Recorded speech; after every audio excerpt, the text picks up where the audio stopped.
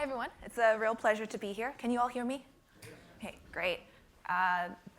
These are not my slides, but I will be talking today about something that I call market design for social good. I have a subtitle. It says, using algorithms and economics to solve social problems. So what I'm hoping to do today is just give you a sense of what I mean by market design, what I mean by social good, and give you a flavor of what I'm doing and also what a whole community of people are doing in this space. Okay, so what is market design? When I say a marketplace, here are two things that might come to your mind. You might be thinking of a farmer's market. This is where farmers come or sellers come with some goods that they want to sell in some centralized location, and then buyers can come and purchase these goods. You might also think of a stock market. Again, it's buyers and sellers gathered in some centralized location to buy and sell here financial assets. Here are two examples of markets which have seen a lot of academic work in the past few years, and some of you may have heard of these. The first one here is ad auctions. So recently I've been redecorating my new apartment. I wanted some throw pillows. I searched Google, and I become the product that's being marketed here, right? My eyeballs, my impressions for these various ads, and this is a huge billion-dollar industry designing these kinds of marketplaces.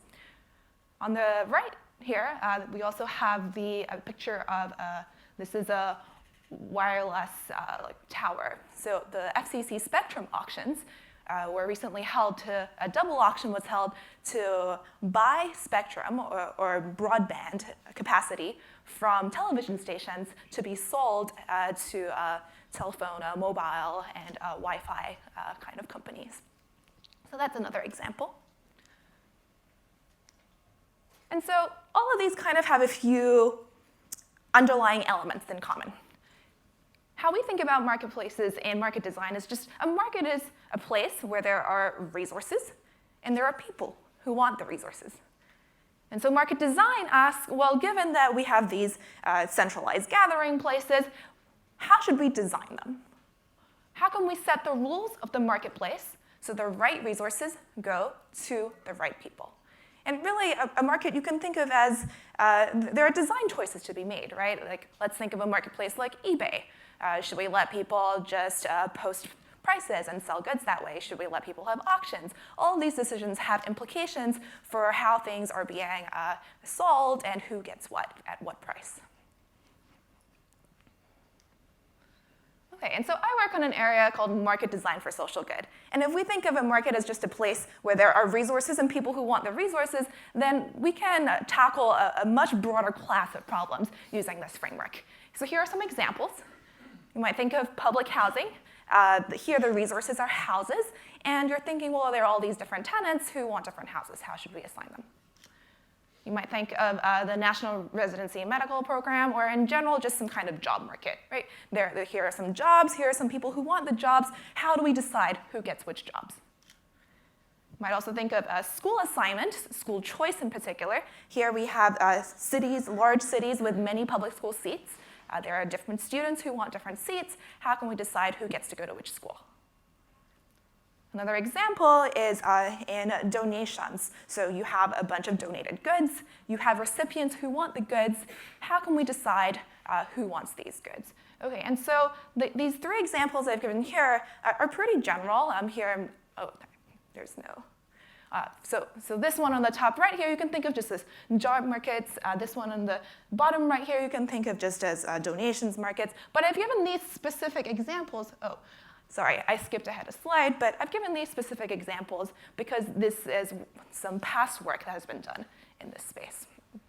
And the general idea behind market design is to take the insights that we have from these markets with money, and these markets that have been studied a lot historically, and where we know sort of the kinds of rules that make things function efficiently, and take those insights and tools and say, well, how can we set up the rules of these allocation problems?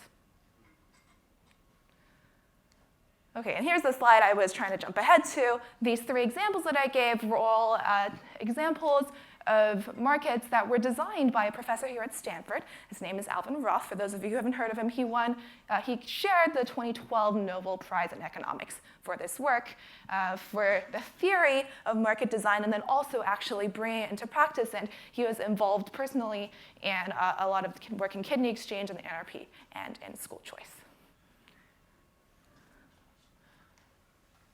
Okay, so here's a brief overview of the area, and now I just want to tell you a little, how do we tackle these problems, and why is this a really interesting direction for this department?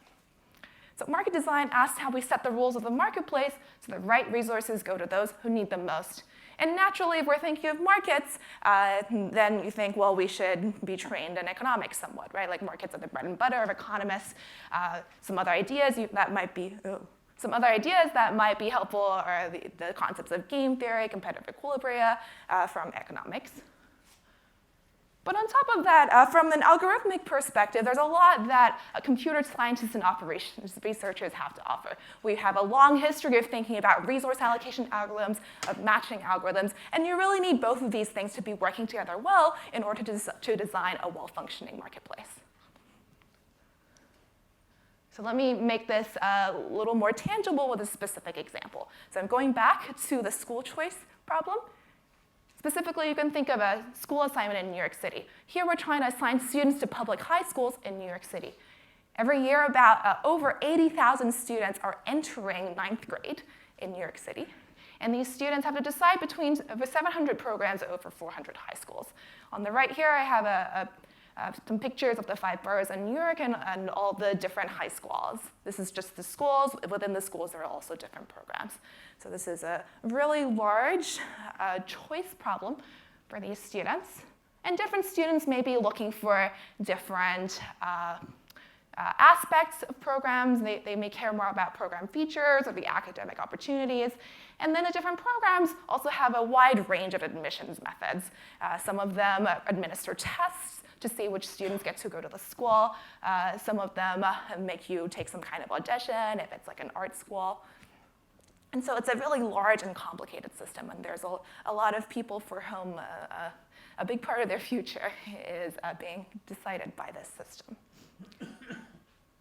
And so historically, how we've thought about this problem is maybe we can use some kind of choice, okay? And so let students express preferences about where they want to go to school, and then we'll use these preferences and kind of try to use them in a smart way to decide who gets to go where. And so one of the ways they tried in the past, I think this was pre-2002, was the students get to apply to up to 5 schools or 5 programs. And then they had 3 rounds of offers. The schools took a look at the students who applied to them and said, okay, we want you. After this first round, some students had multiple offers, and so they declined some, and they were able to do a 2nd round and then a 3rd round. And those who were unassigned at the end of these 3 rounds were just placed in their neighborhood school. Okay, thinking about this, this seems like a pretty reasonable allocation system, right? You're letting people just express preferences over where they want to go. You have some kinds of rounds to make sure that everyone gets assigned, except not everyone is being assigned. Okay, of the 80,000 students who were entering, 30,000 were being unassigned. And the problem was that there were just not enough rounds in order to make sure that everyone was getting a seat offered to them. Okay, so there's this problem that in economists speak we call congestion. On top of that, there are all sorts of strategic issues. So the students, because of this congestion problem, you really have to think carefully. What is it possible for me to get a seat from in the first 3 rounds? Okay, so I have to sort of guess, based on the popularity of the school, based on how desirable I think I am as a student, which schools can I get into? So there was a complicated strategic game for the students, since some students or some parents are better at playing this game than other parents. And then there were also strategic schools. So the schools are realizing that there are these 30,000 unassigned students at the end. Maybe there are some good students out there. Let's withhold some capacity. We're not going to put in all our capacity because maybe we can get some better students in the aftermarket. Okay, so these are some huge issues happening in this system. And so what Al Roth and his collaborators did is they came in and they said, okay, let's use economics to think about this. What's happening here? The problems, we have all these strategic issues that are coming up because people are trying to work outside the system after the fact, okay, in these aftermarkets. And so they took this notion called stability, basically says there are no blocking pairs. There's a little picture of a blocking pair. It just says there's no student-school pair who would prefer to be matched with each other than with their actual assigned match. So this is an economic concept that helped to eliminate the strategic aspect. And then to eliminate the sort of congestion aspect that said, okay, let's use an algorithm that can help us get through all these rounds really quickly in a black box on the back end. Okay, and since then, what I've been thinking is, well, that's all well and great for the centralized system, and that's actually currently what's being done in New York City and Boston and schools across, in cities across the US. But there are a bunch of other questions that are really relevant still for how people are interacting with these systems. So how do I determine my preferences over 700 programs? There's still some kind of reassignment system that's occurring because there are students who are entering that system late. There are students who are leaving the system to go to private school or charter school. How can we handle those kinds of things, these kinds of additional complications that you abstract away from in the first pass of solving the problem? And so I've been looking at these kinds of problems, and there are really a lot of good tools that we can have in this department, such as our understanding of algorithms and randomized algorithms, and the tools that we can use there, kind of tinkering at an engineering level, but which can have a huge impact actually on the measured outcomes. Here's another problem I've been working on. This is farmer information in rural Indonesia. The problem is that smallholder palm fruit farmers in rural Indonesia have limited access to market information. Just to give you some context for this problem, smallholder farmers actually produce about over half, or 53%, of global calories that are consumed every year. And palm oil is one of the major most produced oils in the world, and it's actually used in over 50% of packaged products, including cosmetics, chocolate, a whole wide range of things. And Indonesia accounts for 53% of global production of palm oil, and of those who are growing the palm fruit, that is the raw product for this oil, about 40% of them are smallholder farmers. These are farmers who own less than two football fields of farmland. Okay. And so what we were observing is that in Indonesia, as in many developing settings, there were very informal networks, so transactions were not being recorded, and also who you transact with was basically just based on word of mouth, and who am I connected with, essentially. Who am I friends with? Who lives close to me? Who do I have an ongoing relationship with? And so my collaborator went out in the field and gathered data on these, I guess, sellers who are trying to sell to the colorful dots, which are purchasers or mills that would purchase the raw fruit and process them. Okay? And what she found was that altogether, all of these sellers were connected to over 30 different processors, but on average, they were only connected to about 2.5 each. And this was really impacting their bottom line because, as you can see, the prices that were being offered by these different purchasers were very dispersed. And so there were actually a lot of arbitrage opportunities or opportunities for them to improve the amount that they were being paid or receiving for selling their fruit. And so our solution to this was, here's my collaborator, Joanne. She's out there in the field, and she's deployed an information sharing platform that allows these farmers, or actually the transportation middlemen who are selling the fruit, to crowdsource or share information with each other. We're crowdsourcing the price information from all of them and allowing them to share it on this app. And if you wanted, you could go to Google Play and download this app. It's called Pem. I don't know why you would do that because it's in Indonesian, but maybe some of you speak Indonesian. And so here again, we can kind of use the lens of market design to think about, well, how should we design this platform? Because essentially what we're doing is we're crowdsourcing information from competing agents, right? If I share information with my competition, that's actually not very helpful to me. But I want them to be sharing information with me. And if we all share information, maybe we can all do better. Okay, and so really here, this is a very strategic economics kind of question. How should we think about all these farmers who are competing against each other, and how can we improve things for all of them? And of course, a big thing to worry about here is also what would be like the price response on the purchaser side if all of a sudden we're giving all this, I guess, negotiating power to one side of the market. And on top of that, there's also a very interesting sort of, from an algorithmic perspective, well, the idea that we have is we're going to essentially incentivize you to share information by using future information to pay for you to share information today. So share today, see tomorrow. And so if we do that, then all of a sudden it becomes a complex algorithmic question. How do we set up how much we show you today so that we can exactly incentivize you to see tomorrow and make sure that everyone is happy? Okay.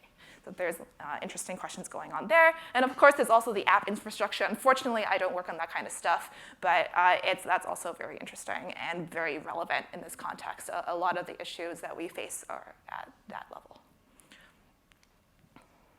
Oh, I just wanted to flag that some of you may not know, but the Nobel Prize in Economics this year was actually won by Abhijit Banerjee, Esther Duflo, and Michael Kramer for their work in using randomized controlled trials in development economics. So this is sort of a very relevant area of research right now. In general, so here's my area of work. I work on market design for social good, and the idea is I use tools from economics and game theory, computer science, and operations research to work on actually designing real resource allocation problems out there in the real world. And so some of the organizations that I have spoken to or work with include the New York City Department of Education, Boston Public Schools. There's PemPem, that's the app that we deployed. I have also done some looking at LinkedIn and sort of the job, how the matching of job advertisements with members on the platform affects overall job platform and that kind of marketplace. And so from there, it's also useful to look at insights we might have from other job matching markets. And so we're connected here at Stanford with the National Residency Matching. And also I am connected with some sort of donations organizations, which I cannot disclose.